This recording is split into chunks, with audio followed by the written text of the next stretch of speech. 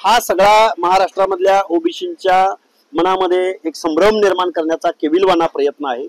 आमचं आरक्षण गेलंय, यावरती आम्ही ठाम आहोत आणि आम्ही महाराष्ट्र शासनाला वेळोवेळी विनंती करत आहोत की तुम्ही या पंचायत राजच्या निवडणुका, लोकल बॉडीच्या निवडणुका एक वर्षभरासाठी पुढे ढकला। पुढे तुम्ही गेली 7 वर्ष निवडणुका घेत नाहीयेत, मग ओबीसीच्या सहभागाशिवाय तुम्हाला निवडणुका घ्यायच्या आहेत का? एका बाजूला सन्माननीय न्यायालयानं ओबीसीचं आरक्षण टिकवलंय आणि दुसऱ्या बाजूला तुम्ही जी.आर. काढून मराठा बांधवांना ओबीसी मधून उभं राहायला एक प्रकारे मुभा दिलेली।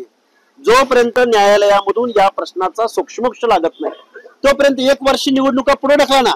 आणि मुख्यमंत्री महोदय, तुम्हाला ओबीसीचं प्रतिनिधित्वाशिवाय इथे लोकल बॉडीज पुढे न्यायचे आहेत का?